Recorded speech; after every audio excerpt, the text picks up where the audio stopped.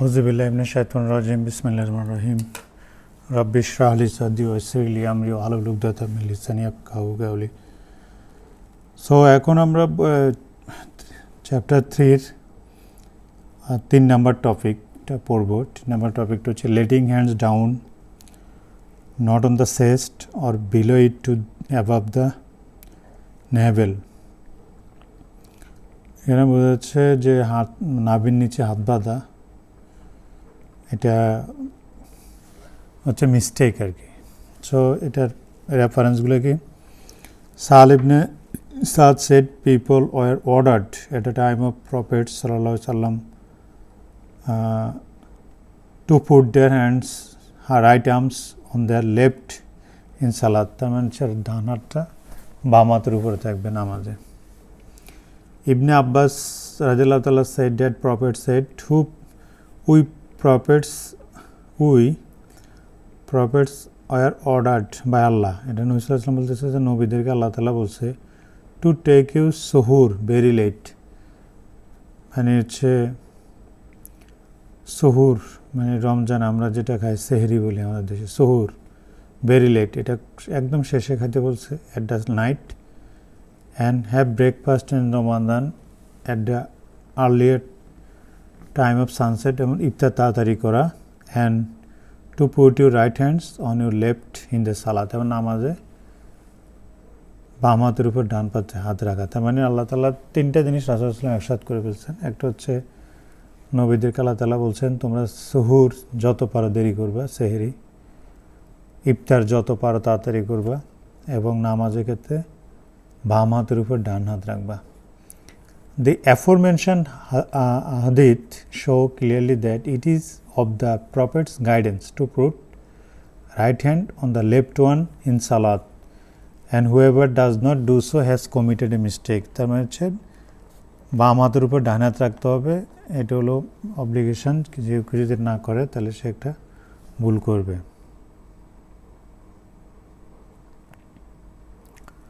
ঠিক আছে, তো ইবনে আব্দিল বার stated that this is unanimously agreed upon ruling amongst the ummah taken from the Prophet. It was also practiced by the Sahaba, Tabi'in. Imam Malik stated that in his Muwatta, as mentioned by Ibn al-Munthir and others. Ibn al-Qasim reported that Malik also held opposite opinion. So did most of the followers, that Imam Malik differentiated between the obligatory salat and optional salat. Some of the Malik's followers considered putting the right hand on the left is salat is detested when Muslim does it only to seek rest of his hands.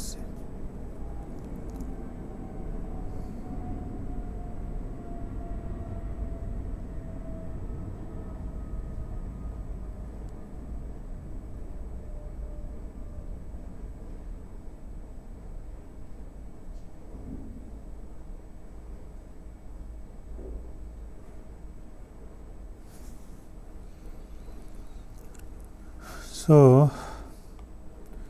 এখানে ইমাম মালিক যেটা বলতেছেন, ইমাম মালিক stated it is his Muwatta as mentioned by Ibn al-Munthir and others. Ibn al-Qasim reported that Malik also held the opposite opinion, and so did most of his followers, and that Imam Malik differentiated between obligatory salat.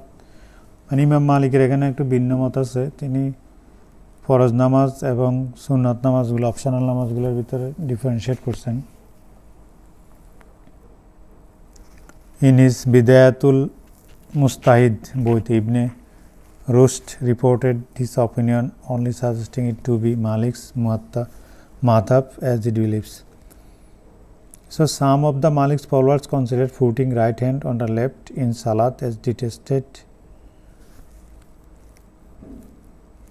Right hand on the left as detested when Muslim does it only to seek rest for his hands. So এটা আবার অপছন্দ করছে কেউ যদি rest নেওয়ার জন্য, যে ডান হাতে বাম হাতে রেস্ট নেওয়ার জন্য, তাহলে সেটাকে তারা পছন্দ করে নাই। Malik followers also held the opinion that it is optional sunnah to put one's right hand on the left. মানে বলতেছে এটা হচ্ছে সুন্নাহ নামাজ হইতে অপশনাল ইন অব্লিগেটরি সালাত। So it is the held opinion it is optional সুন্নাহ, এটা হচ্ছে একটা অপশনাল, মানে ডান হাতের উপরে বাম হাতে একটু এটা অব্লিগেটরি না, এটা তারা বলছে ইমাম মালিকের মাযহাব বলছে এটা হচ্ছে optional, right hand on the left hand obligatory optional সালাত obligatory, and that it is the soundest opinions for people were ordered to do during the Prophet's time. এক নম্বর এটা সোর্সটা কি হচ্ছে আত-তাজু ওয়াল ইকলিল and al-qawanim al-fiqhiyya. Late Maliki scholars held that it is recommended that one doing optional obligatory salat put his right hand on the left anywhere below the chest and above the navel, বুকের নিচে এবং নাভির উপরে যে কোনো জায়গায়, be it for the sake of following sunnah or for no certain purpose. In case one does this act for the purpose taking rest of his hands, it is then considered bitest. যে কেউ যদি তার হাতের rest নেওয়ার জন্য, মানে তাদের কথা হলো হাত ছেড়ে দিন অথবা বাঁধেন, কিন্তু কেউ যদি মনে হয় হাত ছেড়ে দিতে কষ্ট হয় কারণ হাতটারে বাঁধলে আমার রেস্ট হবে, এটা তাহলে তারা গ্রহণ মানে ডিটেস্টেড, কেউ পছন্দ করে না। Al Baji who is one of the Maliki eminent scholars said the Maliki's opinion regarding the detestations of putting one's right hand on the left in Salat is intended to drive away the idea that some Muslims may think of that such an act is one of the Salat's articles without which Salat is rendered invalid. সেখানে বলছি ইমাম মালিক এই ধরনের opinion নেওয়ার কারণটা হচ্ছে কিছু কিছু মুসলিম মনে করে যে ডান হাতের বাম হাতের উপর ডান হাত না রাখলে নামাজ হবে না, এই ধরনের একটা মানে স্ট্রং পজিশনের বিপরীতে উনি এটা ইয়ে করছেন আর কি, ড্রাইভ আইডিয়া দ্যাট সাম মুসলিম, এই ধরনের স্ট্রং ইয়ে যাতে না থাকে যে হাতের ডান বামের কারণে নামাজ হবে না, এই ধরনের একটা ইয়ে প্রতিহত করতে গিয়ে উনি এটা বলছেন। Reflecting on the previously mentioned opinions, one becomes certain that all the ulama agree upon putting one's right hand on the left when doing salat, not letting them down. তার মানে হচ্ছে নামাজের ভিতরে হাত ছেড়ে দিবেন না, ঠিক আছে, যেটা অনেক মানে মালিকের ইয়ে করে, মানে ওখানে বলছে নামাজের ভিতরে হাত ছেড়েও দেওয়া যাবে আবার এভাবে পড়া যাবে। তো নামাজ এখানে মূল অন্যান্য আমাদের কথা হচ্ছে নামাজের ভিতরে হাত ছেড়ে দেবেন না, নামাজের ভিতরে হাত বাঁধবেন, বাম হাতের উপরে ডান বাদ দেন, নট লেটিং দেম ডাউন, ঠিক আছে, বাঁধবেন। And Imam Malik's opinion regarding the letting hands down in সালাত if it were proved to be authentic was only intended to fight an illegal act which is seeking rest for the hands or believing that such act is one of the salat articles. So উনি ইমাম মালিক যে বন্ধ মানে নামাজে হাত ছেড়ে দিতে বলছে, না বাঁধতে বলছে, তার যুক্তিটা হলো কেউ যদি মানে হাতটা এবার জুলাইতে কষ্ট হচ্ছে সে রেস্ট নেওয়ার জন্য করতেছে তাহলে এটা ইনভ্যালিড, কিন্তু কেউ রেস্ট না নেওয়ার জন্য যে শুধু না করে যদি সে সুন্নত মনে করে সুন্দর মনে করে করবে তাহলে সেটা ইনভ্যালিড না। তাহলে এই যুক্তিতে বলতেছে যে আসলে নামাজে ডান হাতের উপরে বাম হাত যে নামাজে হাত বাঁধাটা আসলে উচিত বেশিরভাগ স্কলারদের মতে, উলামাদের মতে। Some scholars actually misinterpreted Imam Malik's statement.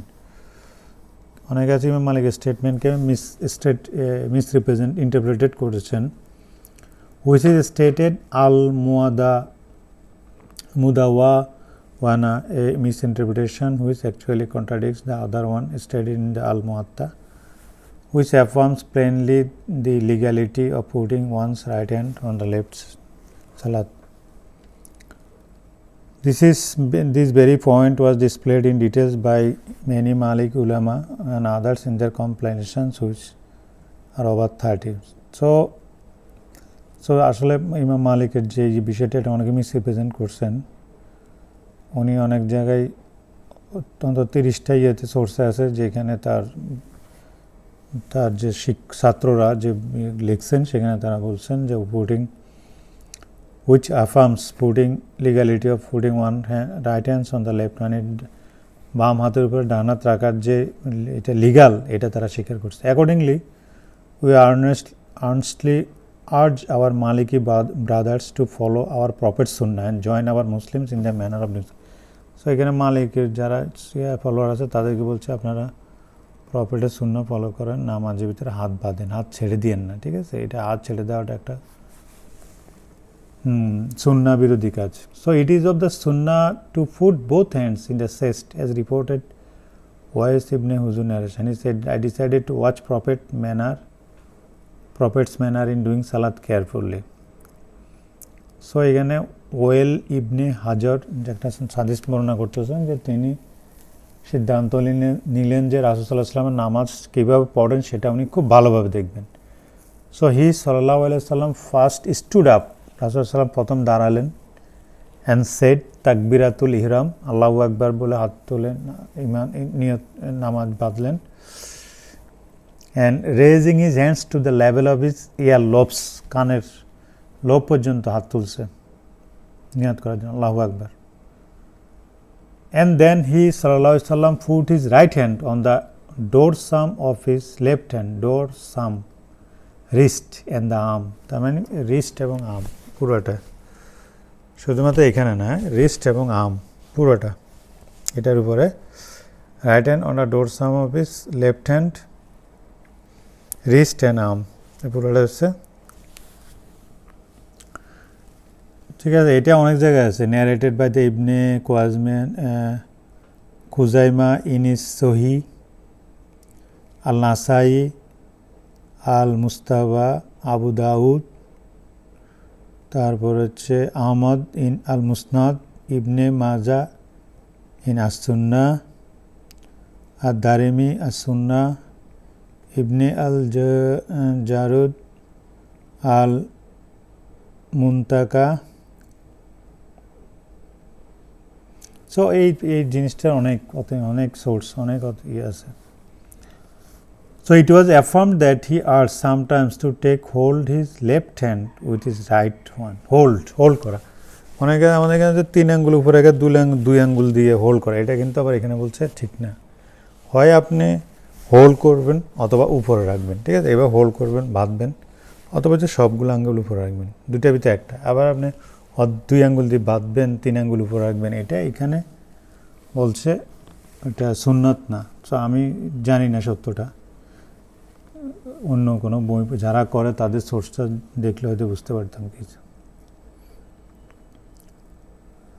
So the হাদিস affirm that it is of Sunnah two গ্রাপস মানে ধরা, the left hand with the right one, and so is putting the right hand on the left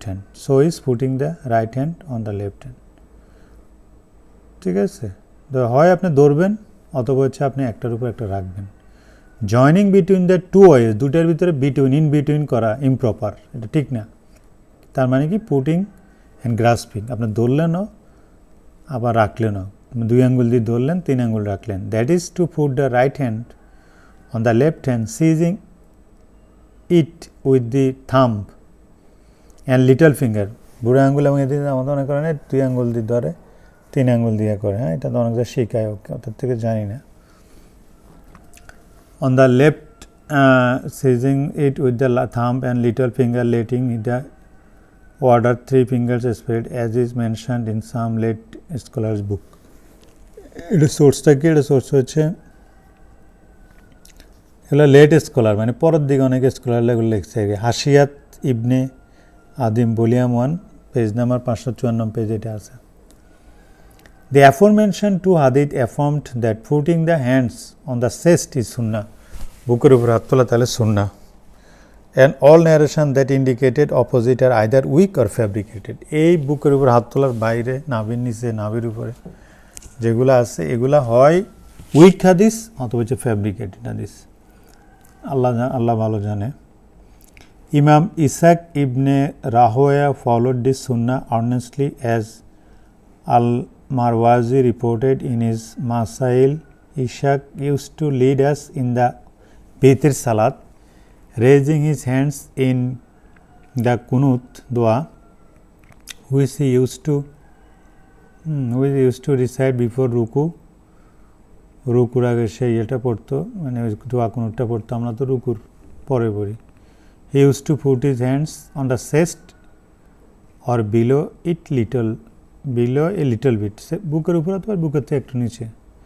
Abdullah ibn Ahmad reported nearly the same in his Masail, saying, I saw my father putting his hands one on the other above the navel in the Salat. ঠিক আছে, যে নাভির উপরে above, not on navel, নাভির উপরে মানে নাভির থেকে উপরের দিকে, left hand of right hand. They mean Shaykh ibn Amir al-Hajj, who absorbed from this Shaykh ibn al-Humman his deep documentation and broad knowledge, said in Sarhul Muna, it is an affirmed sunnah to put one's right hand on the left one. There is no authentic narrations that displays the place on which they should be put except the one related by the whales. So Ibn Nuzaym reported the same in his Al-Baharur Raik, quoting from the Fatul Ghafur. Ash-Shaghani said Wali's narration is the most authentic one regarding this issue, and it is compatible with the Ali's and Ibn Abbas interpretation of the world sacrifice. Therefore, Allah subhanahu wa ta'ala verses, therefore turn in prayer to your Rabb and sacrifice to him only.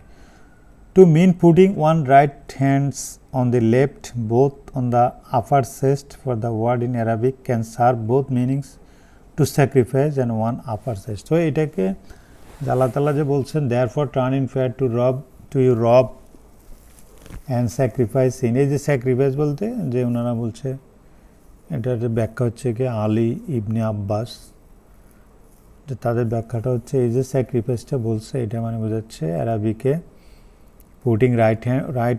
putting one's right hand on the one's left and both on the upper chest এবং দুটোই বুকের উপর রাখা. This rationally beyond such a manner is to show humbleness. তারা বলতেছে এটা হচ্ছে সবচেয়ে হাম্বল, সবচেয়ে ভদ্রতা এটা, and submission to the Allah, এবং আল্লাহর প্রতি একদম নিজেকে সঁপে দেওয়া. And it also helps a Muslim have full concentration in Salat, এবং এটা বুকের উপরে যে হাত রাখলে এটা মুসলমানদের ফুল কনসেন্ট্রেশন থাকে. So some scholars said it is a symbol of valuing niyyah for a person, usually grip thing he or she values most with his two hands. In our case it is the heart where the niyyah, মানে নিয়তটা তো বুকে থাকে, ক্লবে থাকে, ঠিক না? তো এটা যদি আমি স্ট্রংলি ধরি তখন বোঝাচ্ছে আমি আমার নিয়তের প্রতি committed, strongly I am holding it, ঠিক আছে? আমার কাছে নিজে মনে হয় বুকের উপর হাত ধরলে আসলে নামাজে একটা আসে, নাভির উপরে হাত তুলে নাভির নিচে হাত তুলে নামাজে একটা ক্লাসনেস চলে আসে, বুকের উপরে হাত তুলে নামাজের ভিতরে একটা বিশেষ কনসাসনেস চলে আসে, মানে মনে হয় যেন খুব মানে স্ট্রংলি একটা কাজ করতেছে। জানি না আল্লাহ তাআলা কোনটা তো এইখানে যেহেতু যেটা সোর্স আছে এবং নিজের কাছে ভালো লাগে সেটাই তো করবো মনে হচ্ছে। Some scholars said it is the symbol of valuing. Okay, however, one should not place his hands on his heart, believing that this would bring more submission. Indeed, contradicts the Prophet Sunnah. তো এটা মানে বুকের উপরে হাত তুলতে হবে বলে মোর submission, এটা বিশ্বাস করে হাত তোলা যাবে না। রাসূল সাল্লাল্লাহু যে করছেন এইটা নিয়ত করে করা যাবে, ঠিক আছে? কোনো একটা ইবাদত এটা করলে এটা একটু উপকার পাওয়া যাবে, সেটার জন্য করতে হবে। রাসূল সাল্লাল্লাহু করলে করতে হবে, না করলে করা যাবে না। Abandoning Daul Istifia or Istiatha before reciting Fatiha. So it is indeed recommended for one doing Salat to begin his Salat to Takbir followed by reciting Daul Istifta and then Istithan. তার মানে হচ্ছে এখানে সুবহানাকা আমরা যেটা পড়ি এগুলা কথা বলতেছে, আউযুবিল্লাহ যেটা পড়ি, তো এগুলা পড়তে হবে, এগুলা না পড়লে আসলে নামাজ ঠিক না। তো Istiyatha should preferably be recited in each raka, complying with the general order Allah's verses. এই যে বিসমিল্লাহ পড়ে প্রত্যেকটা রাকাতে আমরা করি না, এটা when you want to recite Quran, seek refuge from Allah from shaitan, তাহলে আউযুবিল্লাহ, এটা প্রত্যেকটা রাকাতে কথা বলছে, প্রত্যেকটা আমরা তো নর্মালি প্রথম রাকাতে পড়ি, পরেরটা শুধু বিসমিল্লাহ পড়ি, এখানে বলছে প্রত্যেক রাকাতে পড়ার জন্য। So this is soundest as Shafi's opinion and is preponderated by Ibn Hazm.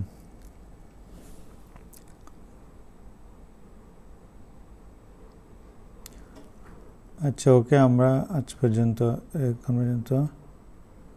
এখানে একটা আরেকটা জিনিস পড়ি, রিপিটিং ফাতিহা মোর দ্যান ওয়ান্স। তো নামাজে না সূরা ফাতিহা একবার বেশি পড়া এটা ভুল, সঠিক না। রিপিটিং আল ফাতিহা or any part of it more than one in each রাকা ইজ ডিটেস্টেড, এটা গ্রহণীয় না, এটা গ্রহণযোগ্য। For this was not prophet's সাল্লাল্লাহু আলাইহি সাল্লাম গাইডেন্স, প্রফেট সাল্লাল্লাহু আলাইহি সাল্লামের সুন্নাহ নর হিজ সাহাবী।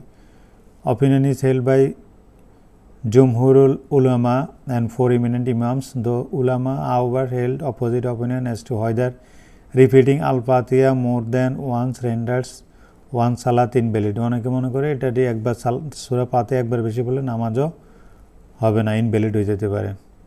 So there is no authentic proof that supports that opinion that says it does, which is held by some of the Hanbali followers. So Hanafi R Shafi followers held that the doer of such act should do the prostration of forgetfulness. মানে কেউ যদি সূরা ফাতিহা দুইবার পড়ে ফেলে তাকে prostration of forgetfulness মানে সাহু সেজদা দিতে হবে তাকে। If one does such an act out of the forgetfulness and intentionally, as Shafi followers. According to the Hanafi followers, Salat should be repeated to wipe out the sin incurred upon oneself due to the repeating Fatiha intentionally. আর হানাফি মাযহাবের কথা হচ্ছে কেউ যদি intentionally সূরা ফাতিহাটা একাধিকবার পড়ে তাহলে তার নামাজে হবে না, তার নামাজ আবার পড়তে হবে। মানে সূরা ফাতিহা একবার পড়তে হবে। তো সূরা ফাতিহা যে কোনো অংশ আমরা অনেক সময় বেশি শুদ্ধ করার জন্য একাধিকবার পড়ি, নাউজুবিল্লাহ, আল্লাহ মাফ করুক, ঠিক আছে, আস্তাগফিরুল্লাহ। এটা আসলে ঠিক না, এটা করলে না সহসিজা দিতে হবে। মালিকি ফলোয়ার্স কেউ যদি ইন্টেনশনালি করে তাহলে নামাজে হবে না বলতেছে, আর যদি কেউ ভুলে করে তাহলে সহসিজা দিলে হবে। মালিকি followers consider such an act as haram, but one salat is not rendered null and void if there না মালিকির। তার মানে আমরা যেটা বললাম যে হানাফি শাফি মোটামুটি একমত, এটা করলে নামাজে ভঙ্গ হবে না, বাট সহসিজা দিলে হবে। আর হানাফির একটা হচ্ছে কেউ যদি ইচ্ছাকৃত করে তাহলে না, এটা পাপ হবে, নামাজ ভেঙে ফেলতে হবে। আর মালিকি ইমাম মালিকের অপিনিয়ন হচ্ছে এটা একটা হারাম, বাট এটার জন্য সালাত হবে না, সালাত ইনভ্যালিড হবে না, আর না ভয়েড হবে না। হাওয়ার এটার জন্য সহসিজা দিতে হবে। সো আজকে পর্যন্ত, এখানে আরও অনেকগুলো ইস্যু আছে, এই চ্যাপ্টারটা অনেক বড়, আমরা পরের ক্লাসে এগুলো আলোচনা করব। সবাইকে ধন্যবাদ। আসসালামু আলাইকুম।